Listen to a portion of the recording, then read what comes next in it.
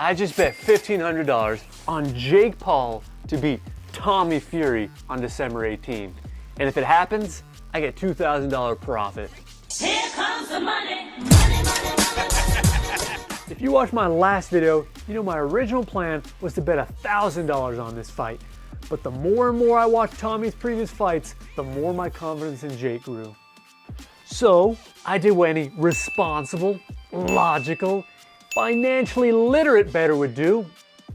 I emptied out the bank account to make this wager. Half of you watching this probably hate Jake Paul, and your blood's already boiling, just listen to me. Don't rage quit just yet though, because I'm about to tell you exactly how the problem child is going to win me $2,000, and you gotta hear this, so stick around. Let's do a quick tail of the tape, shall we? Because when you really look at it, Tommy and Jake are more similar than they are different. Go up and down this list, it's almost a wash between Paul and Fury. Here we have two young bulls extremely early into their career, and neither one has beat a fighter worth a squat up to this point. The only real difference between Jake and Tommy is the hairline and, more importantly, the reach. Tommy has a legit advantage here since the dude got limbs like Slender Man. I look at this and I see a fight that's a legit 50-50 toss-up. I mean, neither one of these guys is a real boxer whatsoever. Both these guys are only in this position because they were famous beforehand, not because of their actual in-ring skills. And because of that, you might as well grab boxing IQ and throw it out the window. I mean, this isn't going to be a technical boxing match, it's going to be a fight. And as my guy Jim Ross would say, it's going to get bowl and shoe ugly. So I expect to see two guys just throwing hands in the middle of the ring, straight Nigerian style.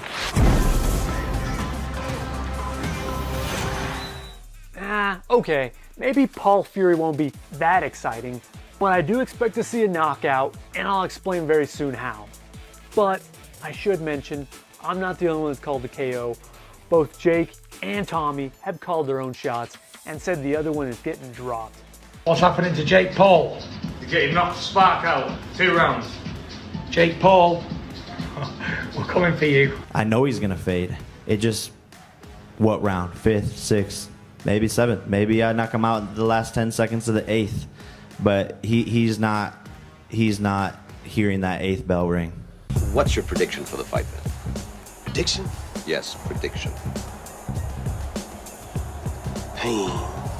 That's right, Clever Lang. I also look for pain when evaluating fights to bet on, as in pain points / weaknesses of guys, and if an opponent can exploit those weaknesses to create a mismatch in the fight, therefore a betting opportunity for a degenerate like myself to take advantage of.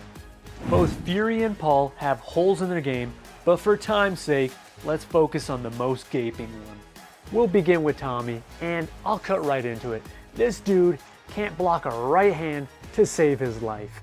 I mean, you run back his last 2 boxing matches, and you'll see a guy who repeatedly eats punches over and over and over again. Let's begin with his second to last bout against Jordan Grant, a Kevin De Bruyne lookalike. Look at this. Boom! And this, right to the kisser. One more for old time's sake. A couple of things jump out here to me. Tommy has a tendency to overcommit on offense, his lead hand hangs too low, and when an opponent gets him on his back foot, dude gets sloppy. Same thing happened against Anthony Taylor, a fighter 5 inches smaller than him. A guy who was MMA fighter before, yet he's landing clean shots right square to Tommy's chin, repeatedly, over and over again. And I know what you're thinking, but this is boxing, of course you're gonna get hit. I get that, and you're right. But what I'm trying to get across is Fury takes too much unnecessary damage. And if you catch a shot like that in the middle of a fight, it can flip the momentum instantly, especially if you're fighting a guy with power. Which, come on, Jake Paul, you gotta give him credit. He's shown he's got some lightning in those fists, especially with the overhand right. Caught in the right hand, and Woodley shakes it off. Behind the jab. Big right hand. And let's shift focus to Jake now against Tyron Woodley. His cardio was an absolute abomination in the second half of that 8-round fight. which makes sense. He'd never gone past 2 rounds before, but due to that tiredness, his fundamentals became non-existent. Terrible footwork, bad posture, no head movement, all the things that can get you knocked out cold if pressed by a good opponent. So there you have it, glaring weaknesses on both sides that can and will be exposed fight night. But why am I picking Jake over Tommy? Well look, I already made a video with the 3 reasons why I'm betting the rent money on Jake. You can click that right here above or in the description. But here's one more reason I neglected to mention last time. Both fought at the end of August, right? Okay, so in the 4 months since then and up until fight night, which weakness can be improved most? Bad cardio or bad defense? The choice is obvious, isn't it? Cardio, of course. I mean, building endurance is mostly a matter of logging in more miles running, Rocky style, and just grinding. Oh, and this helps too, if you believe the rumors, of course. Defense though, that's a matter of muscle memory, repeating movements until it becomes instinctive, which takes time. A lot of time that I don't think Tommy has quite put in yet. So here's my final prediction. On fight night, the problem child, Jake Paul, scores the knockout win in the later rounds. Fury will get worn down physically and mentally. Mentally from the pressure of the fight, the level of attention it's going to get, which is far beyond what he's used to. Physically, because he's never been in a fight past 4 rounds, and this one's scheduled for 8. And you know what? I even got a prediction for how the post-fight interview is going to go. Take it away, Rock. I loved you, man. You know that? Me was supposed to be like this, Tommy. You blew it.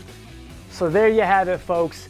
I'm either going to be shopping at Louis Vuitton on December 19th or sleeping in the streets homeless, deservingly, because I bet on a goddamn YouTuber to win a boxing match. Anyway, if you're still watching this, I appreciate your level of degeneracy. You stuck it out pretty far, so you might as well subscribe below. Leave a comment with who you think is going to get the dub on December 18th. And speaking of which, my last video, I got absolutely flamed to death in the comment section, but hey, it's alright, man. I can take a joke. And in fact, I wanted to shout out my absolute favorite roast that I got and put him in the Reply Guy Hall of Fame. So without further ado, meet the inaugural class.